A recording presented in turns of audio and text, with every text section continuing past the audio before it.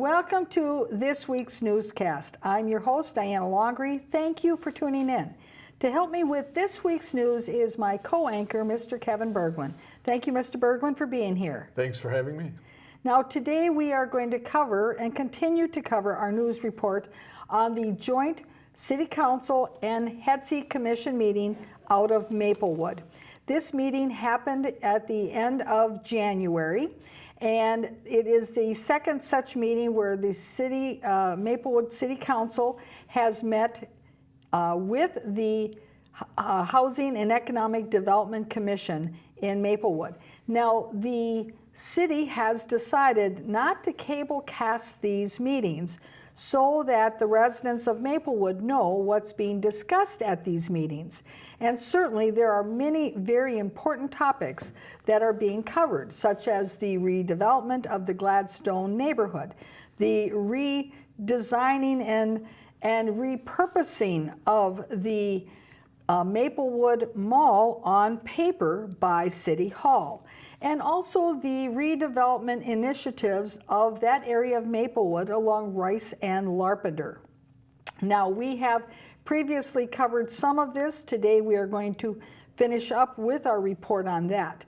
But first, to highlight and to recap some news that came out of our recent news report previously, we want to again focus on the fact that the Myth has sued the city of Maplewood for interfering with their business, and by doing so with means that are unconstitutional.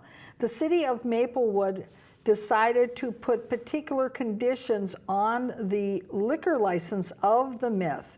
And they did so using a process that was unconditional. They put conditions on that liquor license that they are not, the city of Maplewood is not requiring of other establishments, so it's unequal treatment. And as a result of this, it has had an impact on the Myth, on their business, and on other plans that they had to put together a development of a hotel not too far from the Myth that would be certainly supportive of the business the entertainment business at the Myth.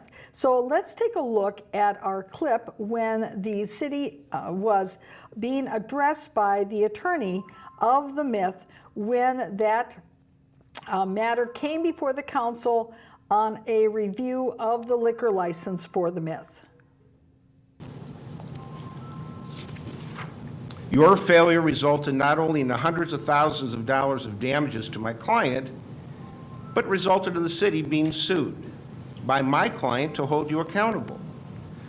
Your failures also resulted in the real estate developer that we had obtained that wanted to build a $20 million hotel next to the Myth to abandon the project. Now, as we reported previously, we found that during that joint meeting of the Maplewood City Council and the HEDC Commission meeting that there was quite a bit of discussion about having a hotel being developed and constructed up by the Maplewood Mall. But the city of Maplewood and their administrators and city council, they have a different idea as to where that hotel should be. Not a hotel to be next to where the Myth is and the hotel that the Myth was looking to develop, but instead a hotel in a location where the city wants a hotel, because the city has, through their North End study, has recommendations that have been made through city staff and a consultant that they want to put, the city wants to have a hotel instead next to the hospital. Now, Mr. Berglund, I know that you've been following this, and you were actually there filming these comments being made by city staff, by commissioners, by city council members, and knowing what you know, because you were also there in the clip with the Myth giving their presentation. Did you find it shocking when you heard the city talking about what their plans were and totally wanting to not even acknowledge that the Myth had just lost their opportunity of putting up a development of a hotel themselves. It doesn't surprise me when you go to the city of Maplewood and watch that city council and the city manager, Melinda Coleman, operate.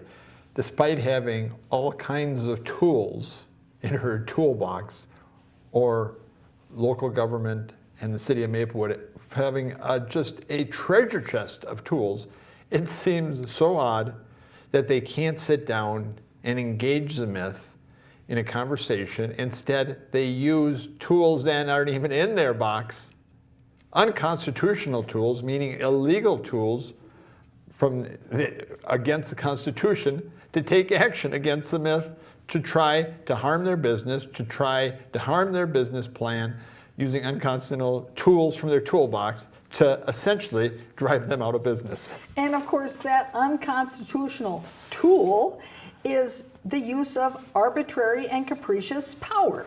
That's the tool we're talking about. That's the tool that they used. Now, at this same joint meeting that we attended in January, we heard the following comments from one of the commissioners regarding the fact that the city has developed this re-guided plan of how to redevelop the Maplewood Mall area into housing. So let's hear the comments coming from that commissioner. Just make a comment. I think it's interesting that I really like it that the plan works regardless of what happens to Maplewood Mall. In other words, say retail survives and we do, the mall, whoever owns it, figures out a way to keep it going, has a retail mall with some entertainment or whatever, great. This plan works with that. But if you make it worst case scenario for Maplewood Mall and it just goes belly up and it gets bulldozed and whatever, this plan works with that too. And I think that's really the strength of this plan. And as we reported previously, this plan sends out mixed signals to the commercial community. Do you want housing where the Maplewood Mall is? Or do you actually want thriving commercial enterprise? Because the re-guided plan and the new zoning and land use regulations that they're going to be approving for the Maplewood Mall area are going to send those mixed signals. They're going to say, we are looking at, and as we've shown on these programs, the maps show whether or not you're looking at long-term or short-term, that 50% of the area that is currently a high-value commercial property, the city administrators in their wisdom is looking to convert into high-density housing, much of it voucher housing. Is that the best and highest use for high-level commercial property located at key intersections of transportation corridors? Now, then we get to the point where in this joint meeting, we hear from one of the city staff people that they are showing potential developers, not only the Moose Lodge property in the Gladstone neighborhood that the city of Maplewood purchased for more than its market value, but they're also showing these potential developers the Birch Run Shopping Center up by the mall, which Maplewood City does not own, but happens to be the spot, the X on the spot, where the redevelopment and re-guided plans for the future of the North End happens to place the city's concept of where a hotel should be. So we have the city staff person promoting where the city wants a hotel to be on a property that the city doesn't own. Let's take a look.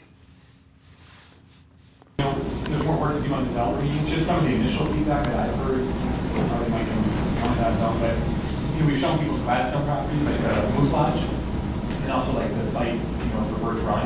In general, the reaction on Moose Lodge is, oh, okay, yeah, I can see that, and yeah, that's okay. I can see that.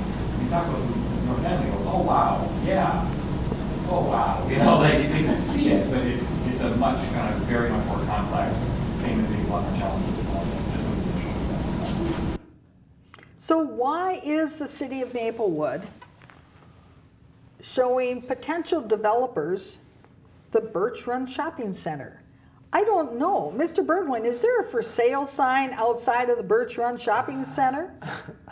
I think the Birch Run Shopping Center is doing perfectly okay. I mean, it's a good commercial spot where a lot of local business or businesses that the local residents use on a weekly basis have successful businesses in. Of course, what's so odd when it comes to the city of Maplewood is that they really believe that these ideas that they're pushing around of some sort of kingdom building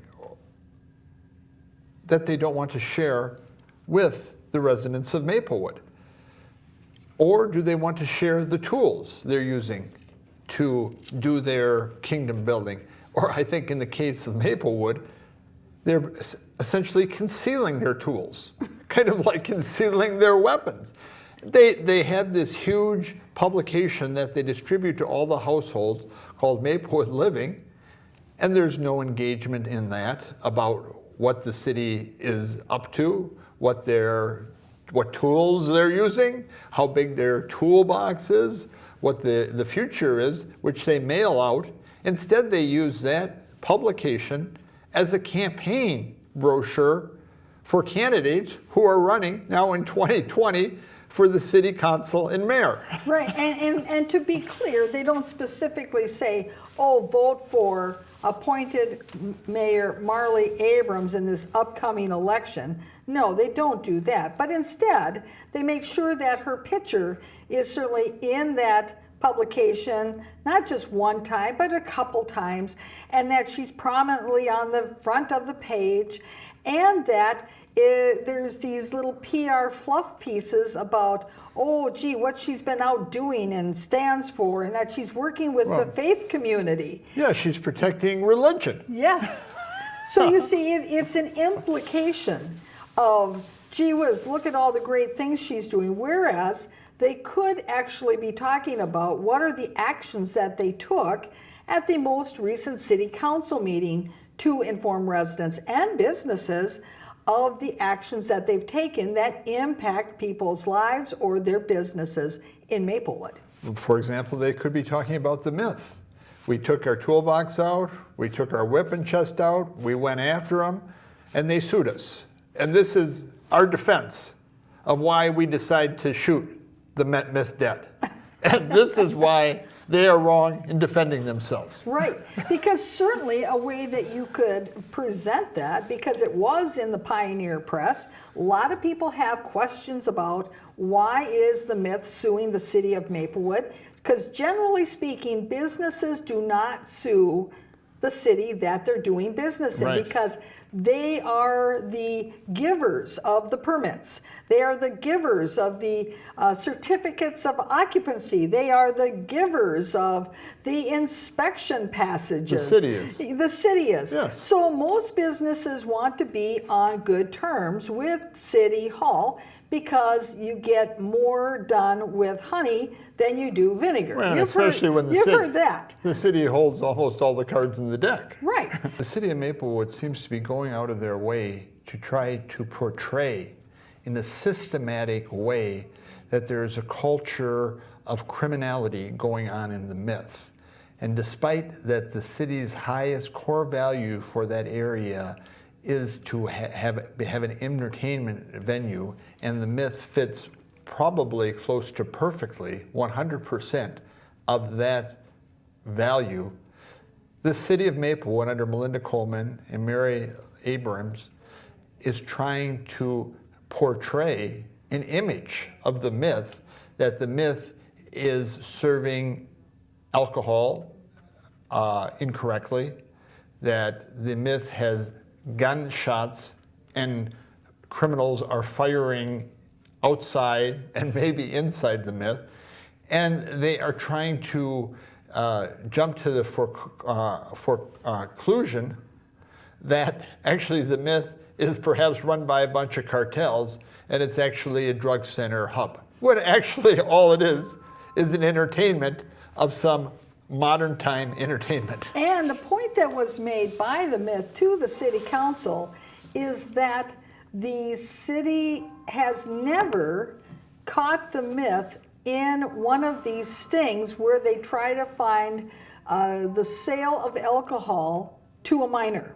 That of all the establishments that sell alcohol in Maplewood, the myth is not one of them that has been caught in any of those stings. And of course, if you look at the record, they jump up, the city of Maplewood jumps up and down clapping that they have caught almost every off-sale and on-sale liquor establishment in the illegal sale of, unauthorized sale of liquor to minors because they have a switch and bait. They've got a lot of tools in their toolbox which they can trick and they can fool and they can try to convince business owners to sell to minors. So they go out of their way to play this big part that if we can find a way. I think the presentation up at Maplewood is that if you're selling alcohol, we can find a way to trick you into selling it to a minor. Right. And they're pleased and they applaud themselves for their ability to have those scams or games or whatever you want to call them. Yes. Operatives. Now, in our next clip, we're going to look at one of the commissioners again talking about the anticipated timeline of getting a hotel into the Maplewood Mall area. And you know, they're all talking about that space that Maplewood has on their little map coming out of their North End study group. Let's take a look. But for multiple reasons, I'd like to see a hotel. I mean, and I think if the developer came forward this summer, it's conceivable that within 2 years, certainly ground could be broken, if not construction completed. I just think there's a real practical, when you think about it, it is kind of weird that if you want to, like, I go to church here in Maplewood, we bring in speakers for our conference once a year, right? We have to put them up. Away, you know, and it's not a big deal, but it just seems weird, right? That you have to drive 15 minutes to get to a hotel when you live in a suburban metropolitan area. It seems like there should be a nice, you know, a decent, I mean, just any hotel, right? We're not looking for something fancy. There you are. Boy, wouldn't it be great? We could have a hotel in 2 years. And this comment is close in time to that city staff person talking about how they have been demonstrating and providing to potential developers the potential for the Birch Run shopping center site as a potential development site. Now, the next clip is where Mark Jenkins, who is the chairman of the Housing and Economic Development Commission, starts to scratch his head and says, well, wasn't there some thought of doing some development over at another strip mall north of Maplewood Mall? Well, let's take a look. It's not Birch Run. I know there was some talk of develop the strip center north of the mall. No, what's the one? Okay, so what am I thinking? Yeah. And Pizza Ranch? Yeah, Pizza Ranch and that. No, not that, not all the way up to Pizza Ranch. It has one like Asian steak place in it. Oh, right. Next to, across from Macy's? Yes. Yeah. Across White River. Yeah. So that's one kind of basically. Is it? So one of the things that was, He's talking north of the mall. North of It's it. like the, Right on the back. There's one in Bocce. Oh, that other little one, okay. And the shrimp, one not on like there. I was thinking of one on the east side. Here's the group of people all giddy and talking about the re-guiding, the redevelopment, their big plans, their short-term, long-term plans for how they are going to refashion that whole area. And yet, they can't remember, wow, there is that little strip mall north of Maplewood Mall. Which one is it? you know, it's been only about 50% vacant for the last 15 years. How could you miss it? It's where the old Ritz camera place used to be. And it's been vacant on and off for like 50% of the time, sometimes 100% of the time. And guess what, Mr. Berglund? What is the one business that is a block away from that particular strip mall that is really in need of development? What business? The Myth. Wow, the Myth. And yet nobody in this room can remember that strip center. And Mr. Mark Jenkins is like, well, I think that somebody was talking about doing something there. Well, yeah, probably, maybe someone like the Myth, maybe. Of course, that could have been even like the Toys R Us building. That's also vacant along there, and that possibly could have been up for redevelopment as well as a hotel site. But I just found it so curious how you have this whole room of people all engaged about how they are going to make the North End better, but yet they don't know what the buildings or the shopping centers are, and they're all sitting around scratching their head, including city manager Melinda Coleman, who's like next to Mr. Mark Jenkins going, duh? And this all seems flat out unbelievable, because it's, even if all these city planners live outside of the city of Maplewood, Melinda Coleman's been in top administrative post, now the city manager in Maplewood, for approximately 25 years. One of the most important, significant projects up at City Hall, where they are spending tons of resources and a lot of their, we know, valuable professional time, is on that North End Maplewood Mall region. And they pretend,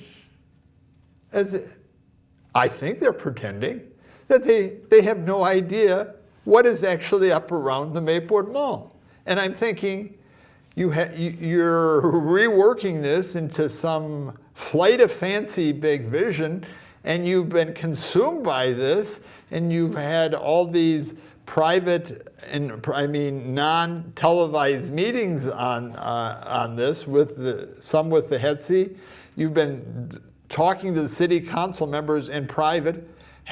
Why are you pretending that you haven't even had a chance to drive the 3 miles up there to see which businesses are located up there? And it begs the question is that if you have this little shopping mall that is right off of County Road D, that has over the last 15 years had probably 50% vacancy or greater, why aren't you busy showing that to potential developers rather than showing Birch Run, which, while it does have a vacancy now, for the most part has always been fully occupied? So you see, where's the disconnect here? Where's the priorities? Fascinating.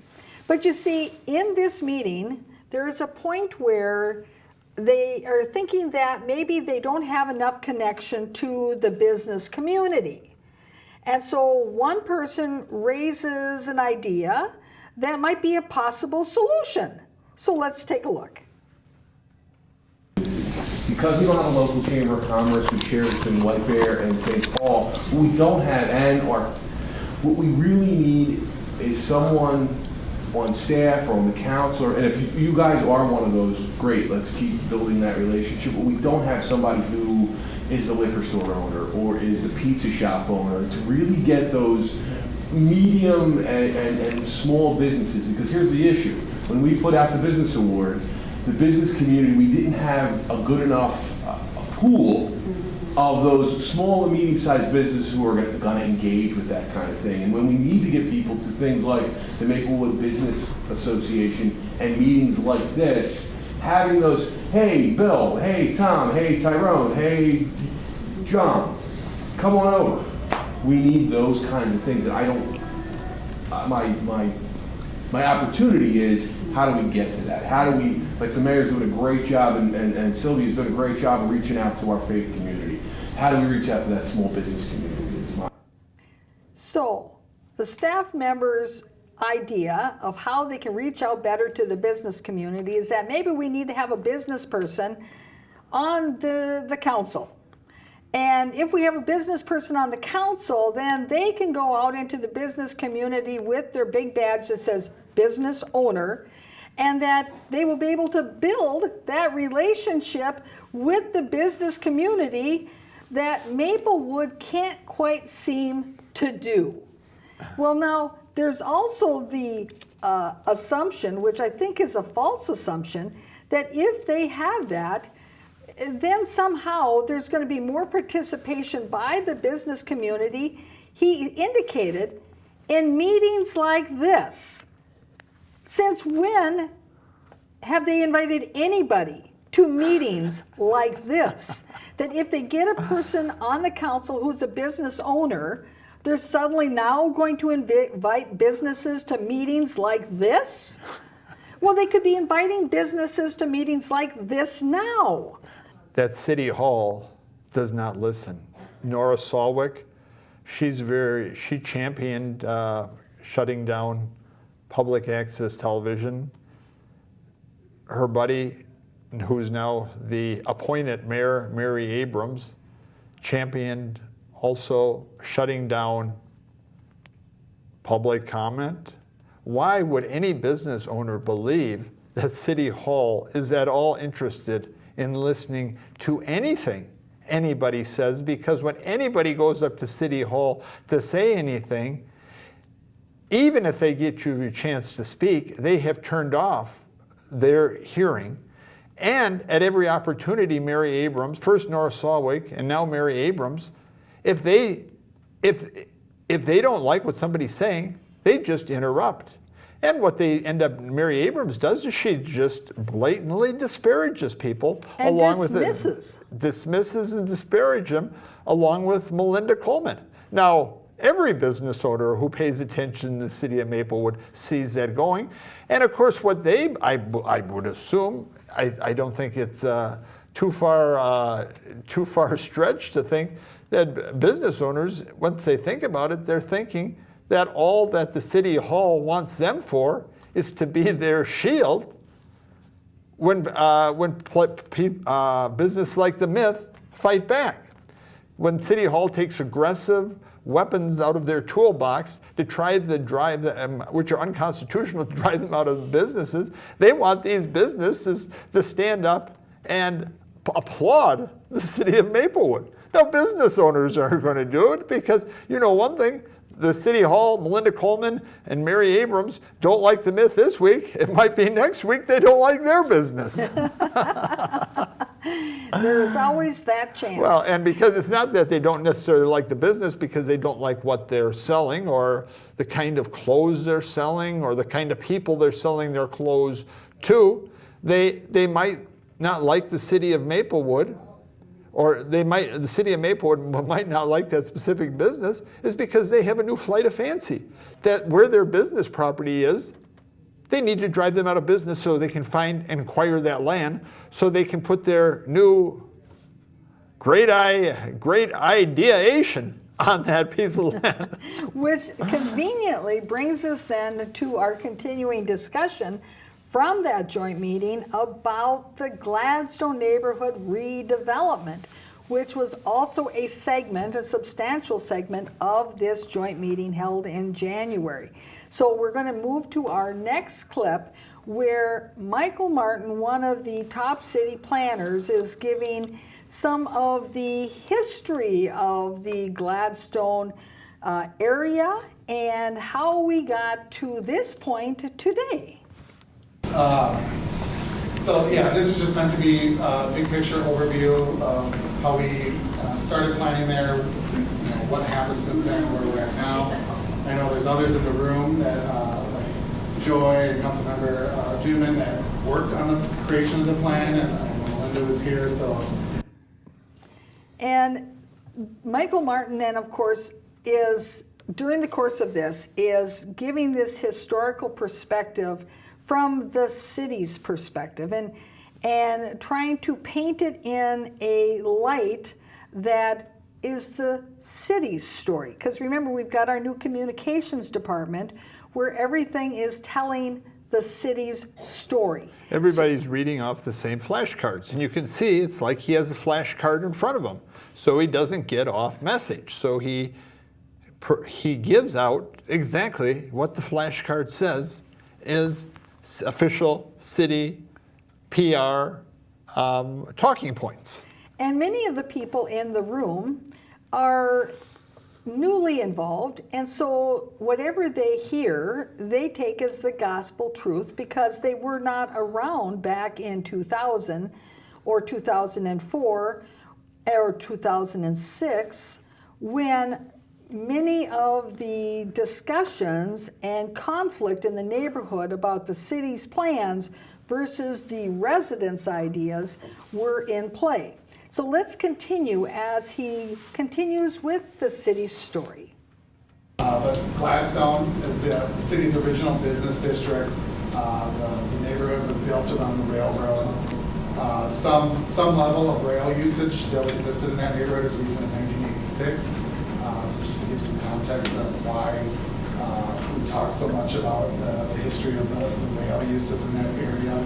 The city passed a referendum in the 90s allotting funds towards the purchase of properties throughout the city for open spaces. In 1994, the Gladstone Savannah was purchased for that purpose of maintaining that open space. There had been concern in the neighborhood that the Savannah would be redeveloped, would be used for some other purpose. So the city dollars helped put the neighborhood at ease and conserve that area. And then that open space also serves as that historical site, again, relating back to the. He goes into this older history of saying, well, this was the original commercial district of Maplewood. Sure, 100 years ago, 50 years ago.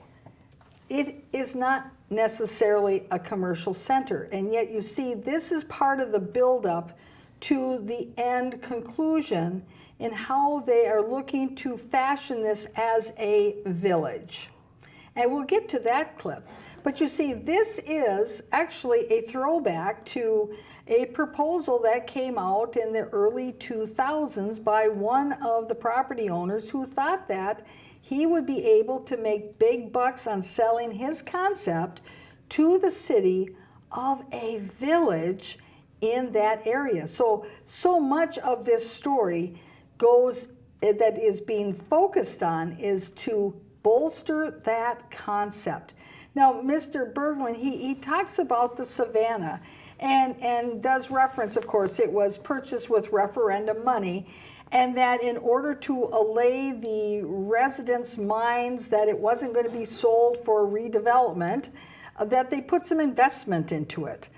Is that the way that you recall how that all went down? Well, investment is a clear-cutting, coming in the middle of the night, clear-cutting the trees and digging a big hole called Little Hoover Dam to become not a open space, but to become a drainage pond, a water hole for excessive rain, I guess. For high-density housing. Right, housing which is, they apparently think is, they've started to show that conception there, but they have a lot bigger plans in the back room, which they're working on, I guess, night and day, but they can't seem to, they can't tell the residents about it yet because they're afraid that the residents might actually flare up. Because if you look at what the residents want today, in the next 10 years, in the next 20 years,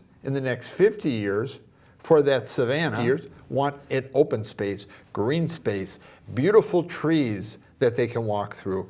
An oak Savannah, just as it was promised to them back when they did the referendum. And of course, what they know about is that what the city of Maplewood would like to do, at least in these public open spaces, is basically the same thing that that they want to do with the rush line, clear cut any tree that's standing, and the ones that we're pretending are representative of a tree, they're hoping the lightning hits it and strikes it down.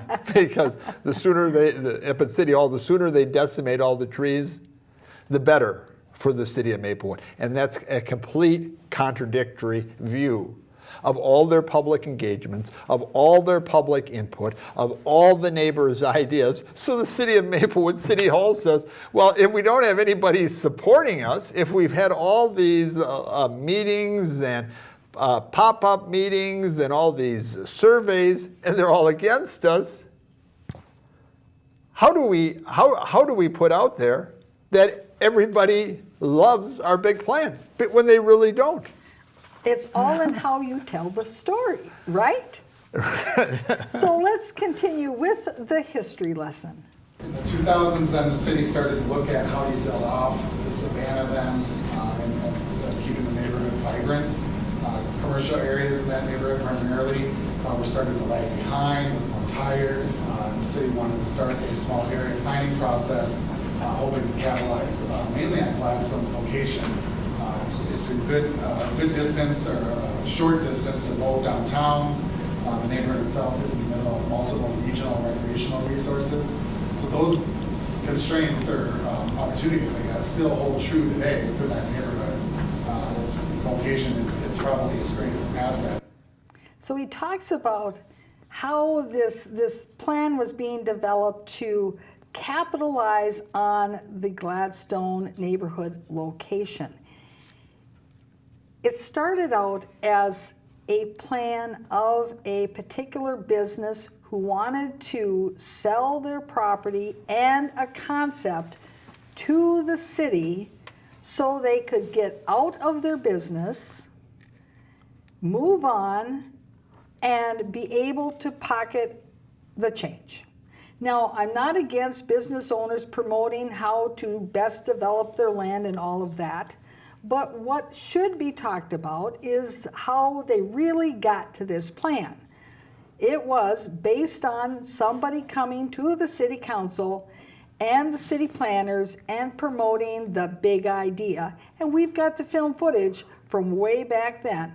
It's not really color corrected very well, but nonetheless, it's the presentation of the big European Village concept plan.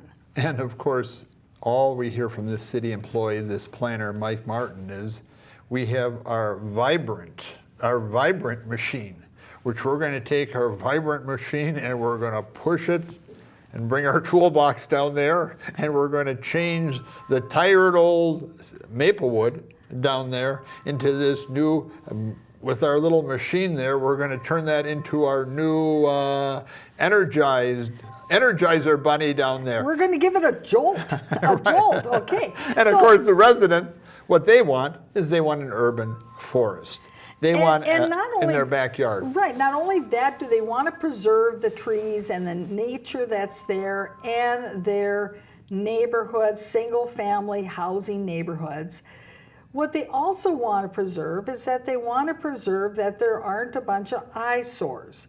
And of course, the city continues to let particular eyesores continue to exist because then it'll get to the point where residents will be so unhappy with the way it looks that they will be happy with any change, whatever that change is. Oh, well, isn't that the same plan the city of Maplewood and the planners do with their roads? They don't even fill in potholes. They allow the roads to get so bad that when you're driving, it's like smash-up cars. I mean, you're dodging potholes until the residents say, just do something. Narrow the streets down so you can barely get through them if you need to. Just pave them. Jack up my special assessment for my street to 8,000. I don't care anymore. Whatever. I just need it done. Yeah, my car has only hit too many potholes. I've had too many flat tires. I've done too much damage to all the family's vehicles. That just, please, whatever it costs, do something. Well, let's continue as he talks about the role of transit and the role of the city in all of this. Today, we're also throwing in potential bus rapid transit line going through it, so even furthering its importance of application. So then the small area plan started to be developed. The plan itself does identified that Gladstone, change in Gladstone would not happen without heavy involvement by the city, the direct action from the city and direct investment from the city. This is due to older parcels and how they're laid out, not being suited for new developments. Multiple lots need to be assembled. So these, again, if we look at projects that have occurred, this is exactly what happened where the city had to help facilitate site assembly. So we're not going to have any of the wonderful, glorious things that we envision without involvement of the city. Well, certainly one involvement of the city that has not occurred, that certainly could occur, that would be a great start and might encourage some things without other city involvement, is simply just code compliance along Frost Avenue, where they allow certain businesses to have a bunch of junker cars all lined up, row after row after row after row. Now, of course, that detracts from the neighborhood. And for crying out loud, if you look at that city planner who's been there for 10 years at least, I think, working on these issues every day, that means his full-time job, he looks as if he's in a choir and he's singing the way he's sitting there, as he can't miss the note.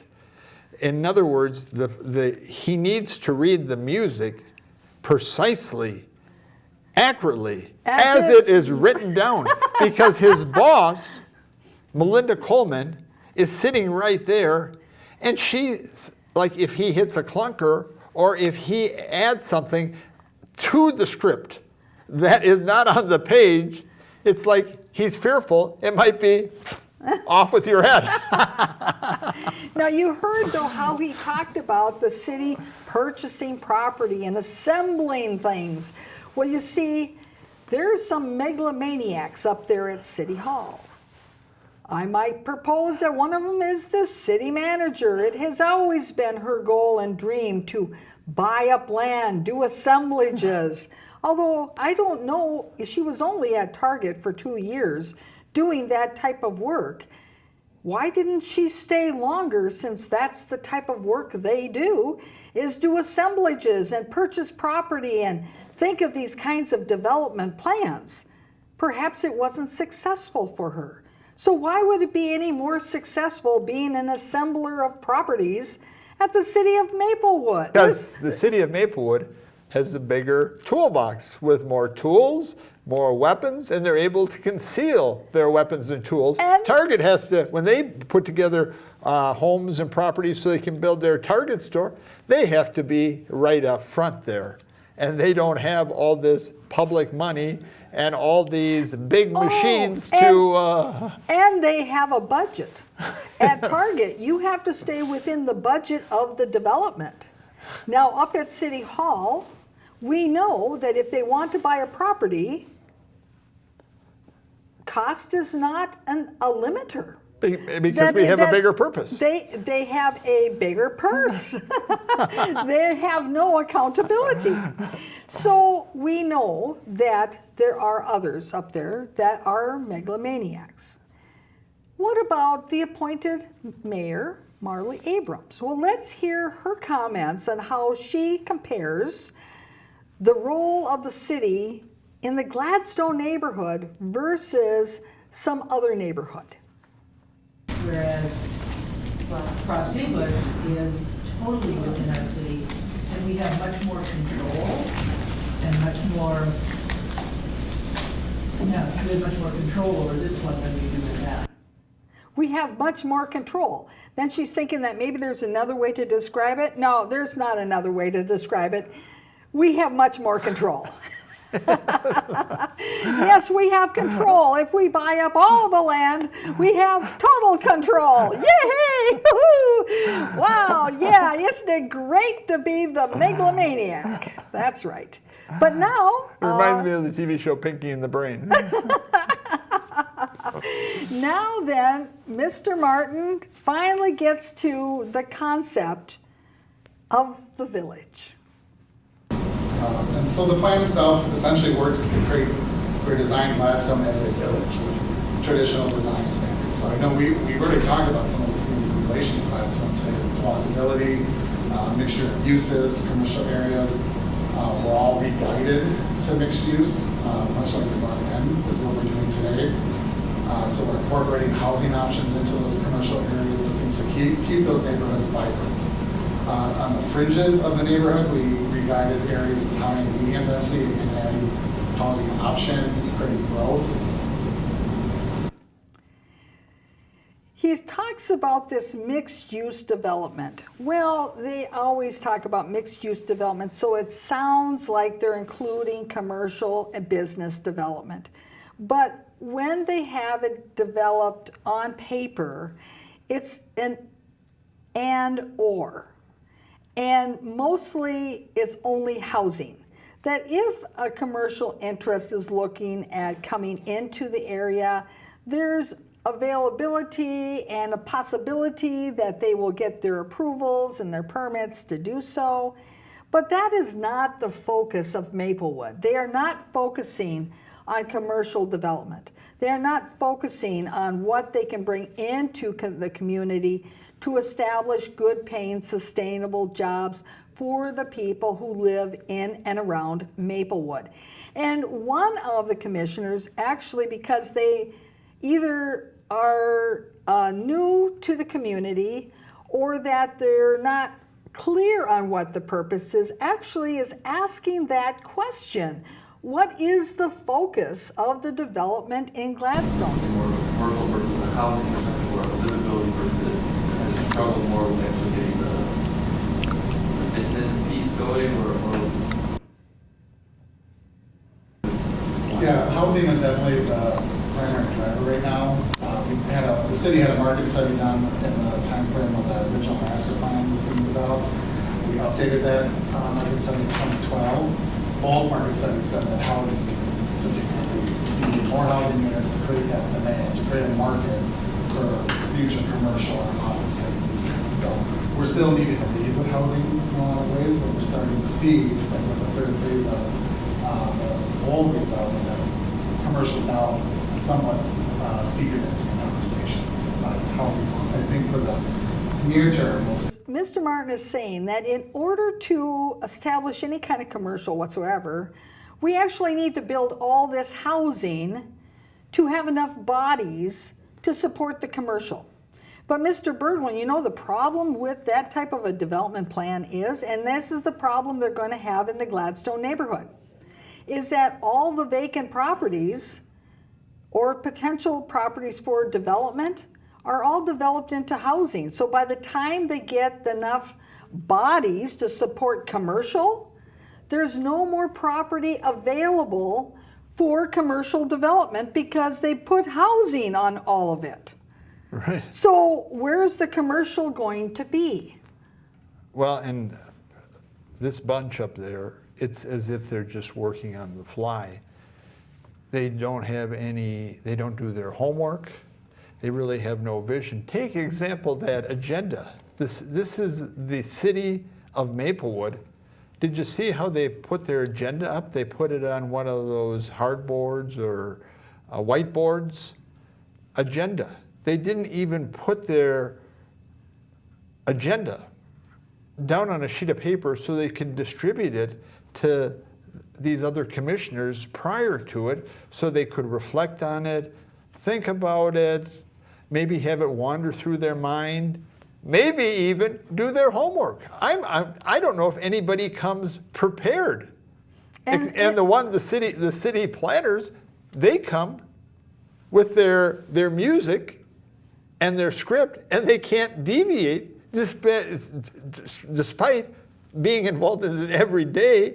This should be right at the top of their head because they have to be the experts, and yet you're living in like some sort of regime that the professional planner has to read the words right on the flashcards because they're so fearful that he's going to go astray and get off the talking points. Well, and you talk about the fact that the agenda isn't available until you get to the meeting. Right. And earlier in the newscast, we were talking about this idea that, how can you get the business community involved in these types of meetings?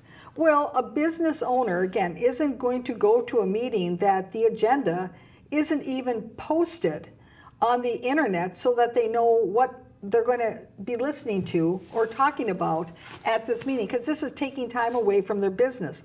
Why would a resident go to a meeting that's open to the public, but that they have no concept of what's going to be discussed at the meeting because there is no agenda?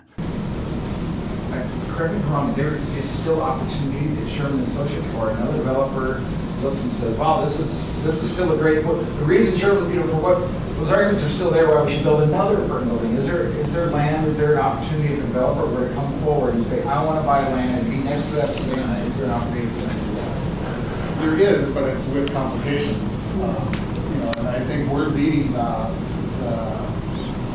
best opportunities with the properties that we own. But the projects that we want to see in this neighborhood can't just occur on the properties we own. We need additional site assemblage, so either working with property owners, working with the developer, where they could buy the additional properties. There's still work to be done. And we know there's interest, especially with the rush line coming in. The city owns property right adjacent to, on the west side, and then just down the road on the east side. There's interest in those. The vision that we have for those sites, Here, part of the city's big plan. People have been asking what's going to happen with the Gladstone fire station. We already know from our report on the Citizens Reporter, and you've also heard about it in our other news programs, that Maplewood is closing down a third fire station, and they're going to operate with only 2. What they're planning to do is to have a fire station at the Hazelwood Fire Station, where they're going to be building a new fire station. And then they're going to have their fire station down by 3M. Those will be the only 2 fire stations in Maplewood. And people wonder, well, what's going to happen to that fire station property in Gladstone? It's just been identified by Mr. Martin. He also identified the Moose Lodge property. That's on the west side of the Rush Line. And he mentioned that they also have property right adjacent to the Rush Line trail on the east side. That is the Gladstone Fire Station. He didn't call it that though, did he, Mr. Berglund? Because he knows the camera's on and he doesn't want it to be alerted too much. He's got to say it that they own land there because that's public knowledge, but he's not going to say, well, it's the fire station land, but it is the fire station land. And so you see, they have already got this idea that they're going to sell that property to some developer. Oh yeah, maybe Sherman and Associate as well. And they're going to put high density housing in both of those locations. So now you're going to have high rises there. Okay? Start to envision what this neighborhood will look like. We have also reported, and we reported on this 2 years ago when they first started to make this change. Of course, they never told the neighborhood about this, but they changed the density in that area of the Gladstone neighborhood from 26 units per acre to 50 units per acre. They doubled it. Without any fanfare, without any announcements, without any public hearings specifically calling that out. So this is why it's so important that our cameras are at these meetings, that the city doesn't want a cable cast, because this is the kind of information that you find out about.